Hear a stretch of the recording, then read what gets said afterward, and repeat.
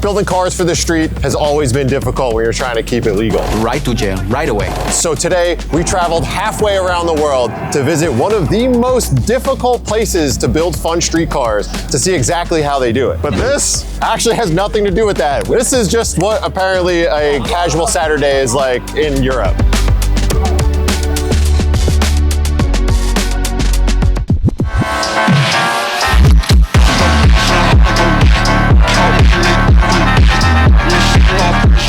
I just happen to be friends with someone who I think may be doing it probably the best in the entire YouTube landscape of cars. You never said that to me directly. I mean, I didn't think it until I came here and I saw this stacker here. Well, for anyone who doesn't know, and I always feel awkward doing this because I'm a small fish in the big pond, but this is JP, and give us a little like who you are and what you do. Elevator pitch, you got 15 seconds. Okay, it's JP Performance, founded in 2012. It's a place where 15,000 people come a week to eat, to look at the cars, to see everything. They check out the museum, they check out the cars, they learn things, they eat, they do all kind of stuff. And we're doing 5 videos a week. It's over 15 seconds, I think. Yeah, I was gonna say, we're on like the 80th floor now. Thanks. Bing bong.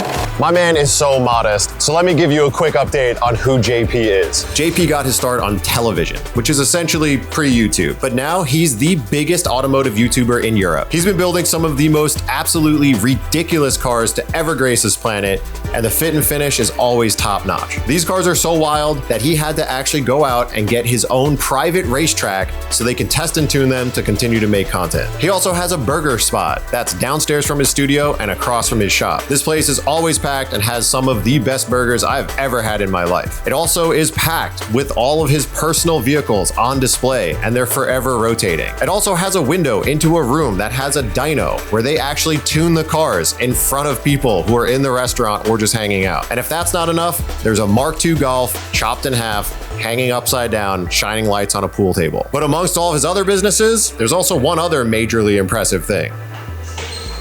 He even started an automotive museum right here in the heart of the city, and it's a must check out if you're in town. The museum is located right in the heart of Dortmund, Germany. It's a total of 4 floors, and it has everything from vintage race cars to really awesome street cars and everything in between. And if that gets you salivating and hungry, they also have incredible cinnamon rolls. Dude, thank you so much. These are a must-have when you're here.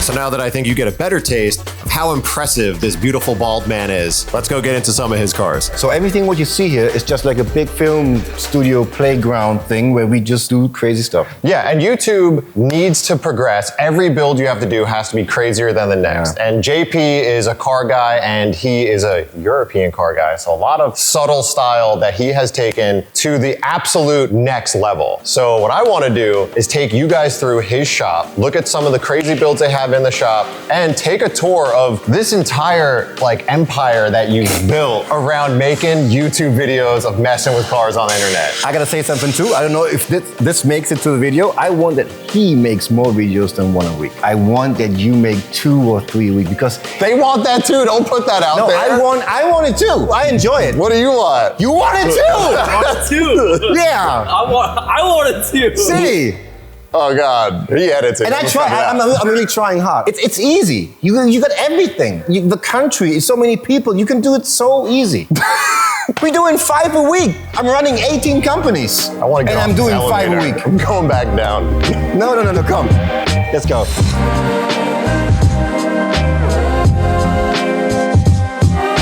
Because this is a one-man show, that means that literally everything here and all the other places is all your personal car collection. In the museum, not. No, the museum has some vintage race cars and all that stuff. Absolutely. Out of my budget. Way out of my budget. Yeah, I don't believe that. First of all, like every car guy, I have to say the real big boys, the nice cars are not here right now. Otherwise, I'm embarrassed. So here, we call it the Super Golf. It's Golf 7. 5-cylinder turbo. It puts out around 1,000. They're a little difficult to build. Okay. Not the right wheels on it right now, but because doing the alignment in the moment. And what's the purpose of this car? Quarter mile, but also able to track it. Boost by gear helps a lot. So this is something in between, but not with that power. I think 700, 650 is the highest that it's possible to track this car. Okay. Then I twin turbo. This is a crazy color combo. So yeah, is this wrapped or painted? No, this is wrapped. Okay. But the interior I think is pretty special. The thing is, this is street legal. Which is pretty rare for a German car. It has 1,600 like this, but street legal is 850. Oh, this is very tame for you. This is like street car stuff. Exactly. This is a daily for you. There are two different types of builds that we do. Anyone can do this. Anyone can. Bolt-on turbo kit. Right. Get the interior rewrapped. Right. Cool street car. Let's go look at some crazier stuff. Yeah, right.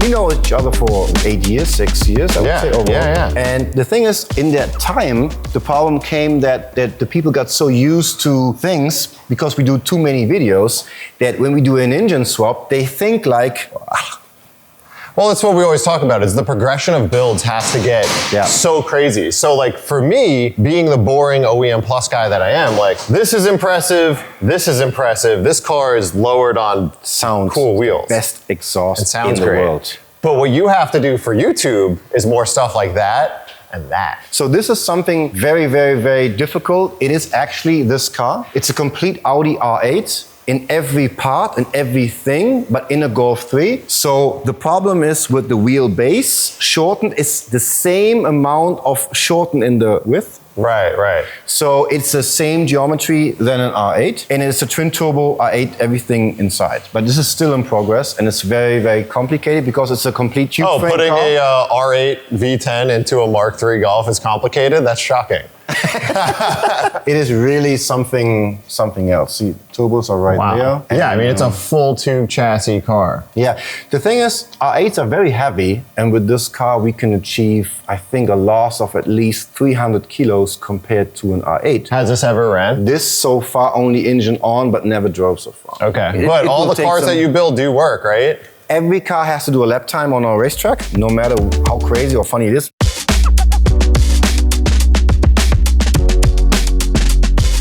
So a perfect example of having to take cars to a completely different level than you would ever build them in like a real life situation. This A90 Super behind me that has a V10 in it. Careful with the foot. May I pop? Yeah, of course.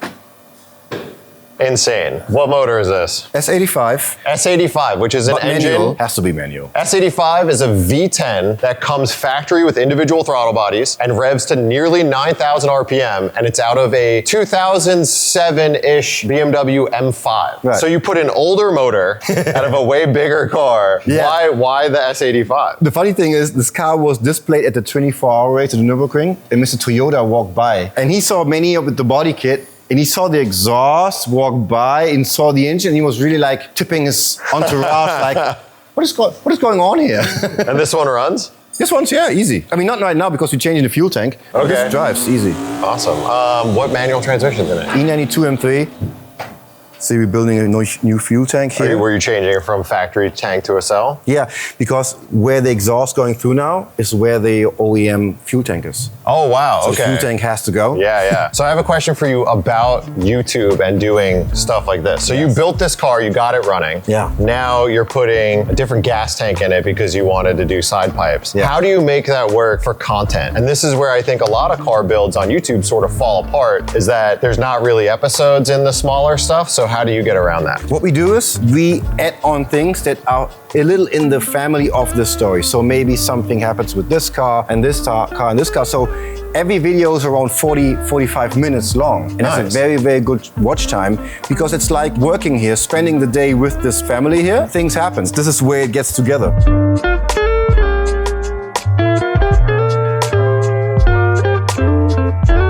So this car behind me is something that I found really interesting because it has a lot of work done to it, but most of you guys out there are probably thinking it's just lowered on wheels. No. Can you tell us what the hell is going on here? First of all, I think the V58 engine is one of the best engines BMW ever did. Yeah. Then I think the body shape is one of the nicest cars they ever did. But I think it was always too ipsy, you know, too small. Yeah. So to change the front to M2, and then we put on from the M2 the sidewalls. The problem is, I found out in the process, you have your points where you can align the OEM part here. And then we found out that this line from the light and all this is not where it is from the M2. Of course it's not. No, Yeah. sometimes it is. So it was a little lower. So we have to redo all this. You can see it here, Wow. the tank cap, that the line is a little different. On the other side is better, but it was a real struggle. So we cut it and put it together from the 140 and the M2 in the part. And then we cut it the rear bumper to make it one car. Well, but this is literally like my favorite type of build because it's a type of car that you could drive on the road and literally nobody will look twice at it unless they really know what they're looking for. Yeah. You essentially built the modern day M Coupe. And it's over 1,000 horsepower. Oh, we gotta see under the hood then. Or does it not look like anything because it's a B58, so it probably looks stock with a turbo? No, it is really for Germany the right thing to do because these engines, I mean, this engine looks like nothing. This is 1,000. Oh my God. See, you have the box, you have everything. It is an ugly engine. It is plastic all over the Yeah, place. 1,000 horsepower, complete custom bodywork. Damn, this is a cool build. It is. I love it. We might have to take this out. Yeah.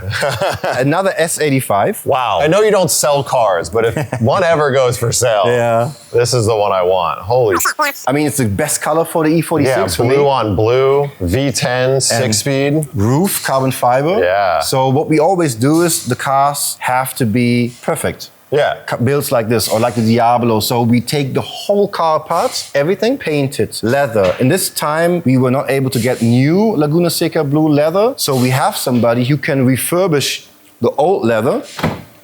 And it looks, I think... Damn, the blue leather is insane. Yeah, see here? Looks very, very good. And this is concerning the content, I do it myself then. He shows it to me, he's with me, and I'm doing the leather work, I'm doing all the stuff. Like this leather, or this is new, of course, there was no Alcantara dashboard. Yeah. So I show the people that it is possible. And I think for me nowadays, it's very important to show young people that there are jobs because we're losing more and more young people Right, yeah. who are willing to do this. Right, because everyone They all wants want to to be a be YouTuber. YouTube stars. Yeah, right. You didn't even mention it's got carbon ceramic brakes. Yeah. What are those off of? M4. Because I don't know many 46s with carbon brakes. Yeah.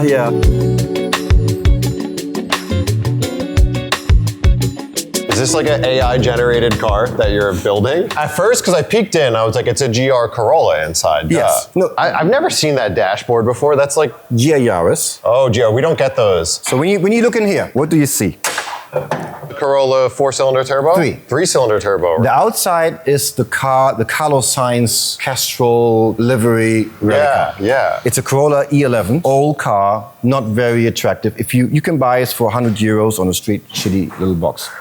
We called our friends at Toyota and said, hey, we have an idea for a project. Can we have a Yaris GR? I said, what do you want to do? We want to cut the complete Corolla off the chassis and put it completely onto the Yaris. All right. So the wheelbase is shortened by 10 centimeters, but in this case, this car, 100%, there's no check engine light, nothing code change or something like this. So everything from the Yaris went into it. For example, even the lights inside Interesting. is from the Yeah, because I Yaris. noticed like you could clear as day. I mean, you're running like a factory Everything is ECU, factory. fuse box. Everything like, yeah, is even the factory. headlight ballast. Everything. There, yeah, that's crazy. So, and to make it TUV legal, that was the idea. What you can imagine is very difficult. If we change an exhaust, the car is not legal anymore. So you can guess this is very difficult. We cut it this half.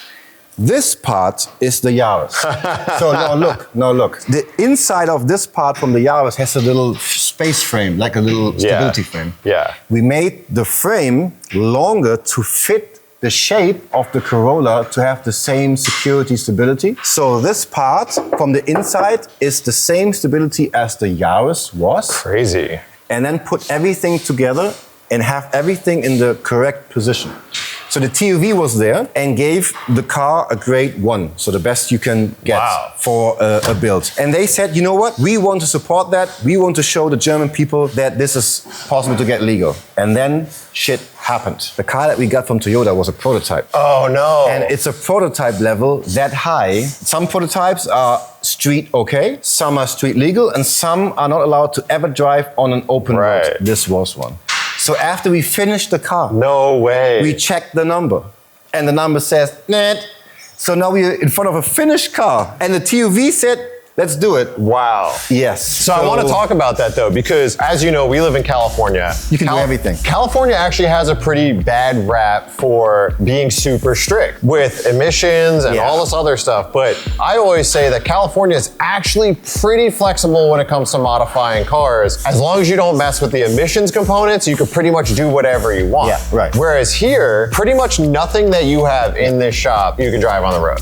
Nothing. And these people who work at the TUV, they sit in their office and think, you know what, I think it's too easy. Let's make it a little more difficult. So to guys like us, we're looking at an E46 M3 with a V10 swap, which seems like in America would be pretty easy to make that street legal. Absolutely. But what would you have to do to make that be able to go out on the road and enjoy it in Germany? Yeah. You have to nearly buy a complete E92 M3 in parts, and every ABS block, the brake master, every ECU, even inside, has to be changed to an E92. Why is that? Because the engine is from the family of the time of an E92. Oh, okay. So that they want that every ECU talks to each other the way it wants. So like you can't custom code or custom wire anything. This is the Supra. Yeah. To just give it the beans, it runs. Right. But in this case, to really have emission and everything legal, you have to change everything. And this is what we did. So this cost 5 times as much as the Supra. You get it all in, and then what's the process of, how do you know that they're gonna do it? I will lift it up and you can see even more. You have to talk with them up front. About your plans for the car. Absolutely.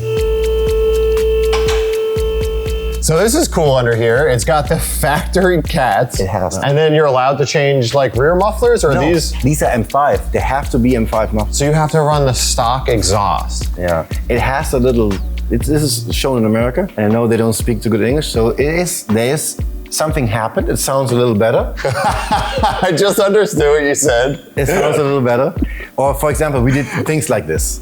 Yeah. So sometimes they are kind of cool. So I wanted the adjustable ones. So I just put the number on it, and then they say, yeah. You could change suspension arms and stuff on a car out here, right? No.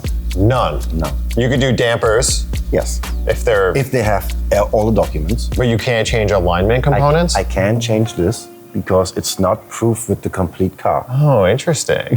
Yeah, for you, yes. And then I love that you have a casual 997 GT2, and this is like a boring build for you. For me personally, not, because I love Porsche a lot. It's a very important brand for me because I learned there, I worked there, and I think a 997 GT2 is one of the cars. It's one of the best cars ever made. Exactly. Yeah. But for the viewers, for the people, it's just like, today was no video, for example. This is how they think. They look at it and the views are okay, but they go like, What did you do to this car? Just 997 GT2, RS front lip, a little lift kit for the rear spoiler. It has around 800 HP right now, and street legal. Okay, so this is more of like a build for you, a car that you could enjoy. I also like the M3, like license plate on, and really drive it, because I think the 997 GT2 is one of the cars, really. Yeah, because there's like 2 main reasons for builds. It's like you build a car for personal enjoyment that you use on the street. All of them. And then you build cars to show how capable you are of building something, whether it's for like, just to see how it drives, or just to see if it's possible to put together. 68 days. With paint. That's insane. With paint. Yeah. So we also try to show what's possible. Like this one, this is also something way out of control. This is for the people who watch the videos, a very important car, because I did a TV show for many, many years. And in the TV show, I was driving also this car. And this is really the original car where everything started with. And now it is still the VQ38. It has the turbos in the front, but it has a Samsonas sequential. Winters different the rear. And on the dyno, it took us 2 days to get used to the sound and loudness and power to dyno it. Jeez. Because we little German boys, in America this is more common, But when the shit comes out here, and it's so loud, we really thought, I can't look at the screen. I don't know what to do. It's got a Chem Block homage livery on it. Yes. Hell I yeah. asked you guys to get the original files, and they sent it to us. And yeah, I'm very, very thankful. Nice. I see one car back here that doesn't really fit in with the rest. Yeah. Is this something new that you guys are trying to get into? I tell you the story. I went to the SEMA show, and there's this Optima driving thing. So I was looking at the track, and there was a Camaro, and he was destroying a GT4S, destroying it. And I looked at it and say, how the f is this possible? Because I drove stock cars of these, and it was just terrible. Terrible. Yeah. It's just like Driving a boat. Yeah. Yeah, driving a boat. And the GT4S was really losing big time. And then I walked up to the guy, I looked at the car, I looked at everything, and I saw all these axle and brakes and tires. This 315 in the front. That's massive. And I thought, okay, that's interesting. And then I saw nothing against it. I don't know how they drive because we're not that far. And then I saw the shock absorbers, and I thought, if I let my German guys, we put them on a 7-post and really adjust the suspension correctly to the weight, everything, I think we can beat some cars with that. Yeah. Because it's only 1,200 kilos. It's nothing, it's no weight. I mean, this is full modernized front suspension and Look, and I brakes and went stuff. on the SEMA show. Normally, when I go to the show, only the left side is interesting for me, all the parts. I never went to the right side, in the performance hall. Yeah. So what I did, I went to the right side and bought everything I can find. Everything. So it ended up with the IIS, independent rear suspension, everything. Oh, so you didn't even have to make this. You could just buy it. No, you have to put it in. No, you have to put it in, but you can buy all the parts. Trust me, everybody who did it before, it's not a job that you do just like that. Right. Well, because I was always saying, like, American muscle cars have been around for so long that they make literally every part you need for it. But you know how you do it? You cut everything off. You cut the rear off of the car. It is compared to the Corolla, it's an easy job, but it's not that you buy it and just put it in. Right. And The front is 10-minute job, but the rear was 10-minute job. The front. The front is 4 screws. You take it off, change the other one in. And how long do you predict this build will take you guys to get done? 60 days. 60 days. 60 days.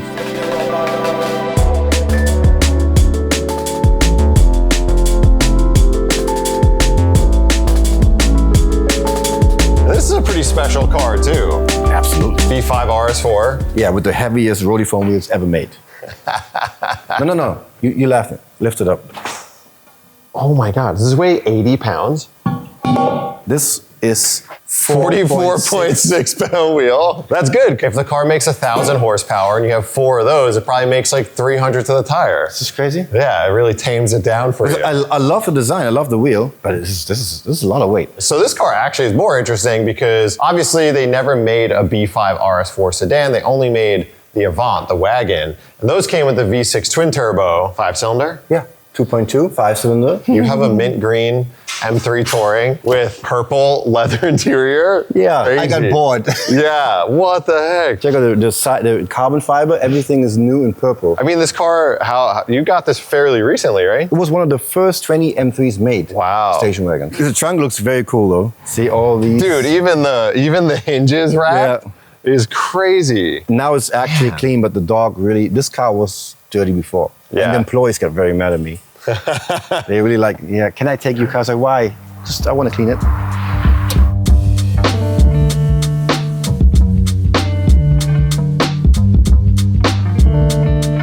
All right, well, if I had to pick one car to take out today, it's gonna be the clown shoe, or whatever you want to call this thing. Yeah, kind of. The modernized M Coupe version with the B58 and a wide body. Yeah, that scares some R8 twin turbos too. Let's go check it out. Yeah.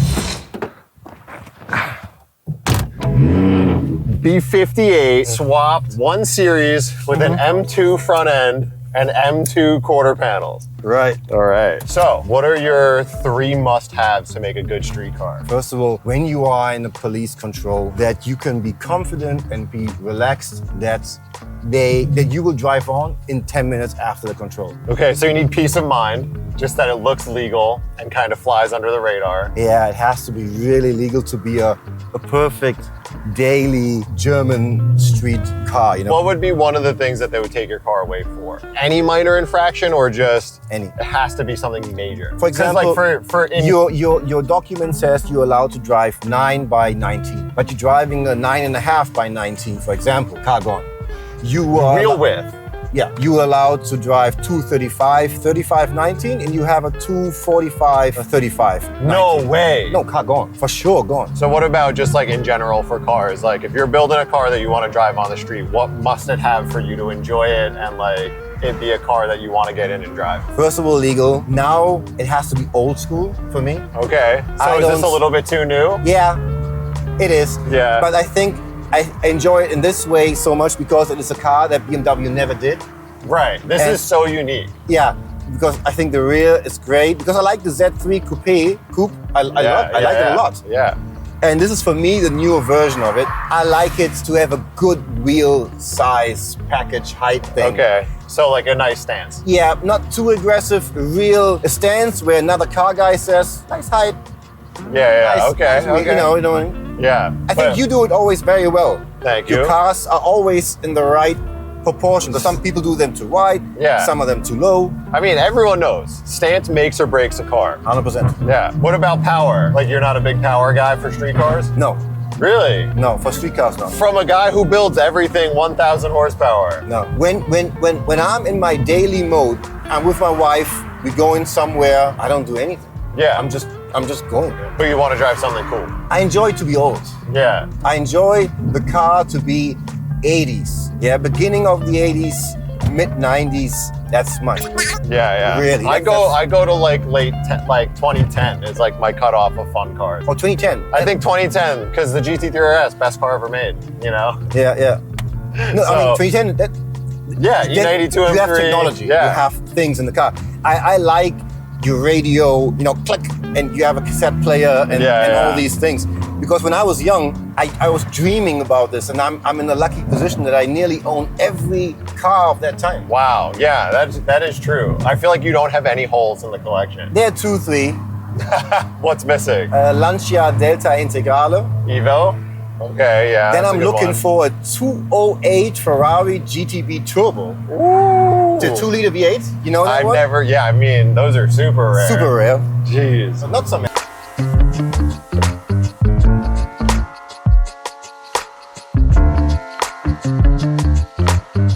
It's a cool build. I really like this as like a street car. Inside, it sort of feels like an F80 M3, Yeah. but exterior looks more unique. And instead of the S55, I think also nicer. Yeah, I do too. And then instead of the S55, you get a B58, which similar engines, but the B58 is All-wheel drive. This is all-wheel drive? This is all-wheel Oh, drive. no wonder why it hooks up so good. Yeah, I no. thought this was rear-wheel drive. No. It's Oh, all-wheel. I'm gonna ship my wagon out to JP. You'll have it done in 60 days, and then we'll ship it back. Yeah, man. In the moment, the projects have to be, the big boys have to be done in 80, 90 days for sure. Otherwise, we in problem. That's crazy.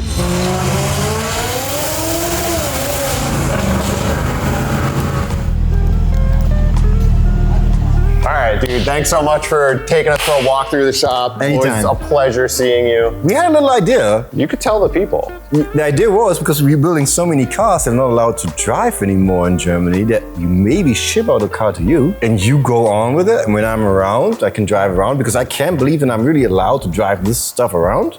And we will find out, maybe. I'm telling JP, he could ship out pretty much any one of these cars, like the Supra, the M3, the SL, put a dealership plate on it and not get harassed in California pretty much at all. So What happens if I do? I go like, hey, Vin, he's a friend of mine. Can you call him? I don't know this guy. I go away. So go check out JP's car collection and tell us which car you want to see him send us so we could enjoy it on the channel and drag him out there and do something. But for now, I gotta get to bed because we have just flown in here, so I'm out.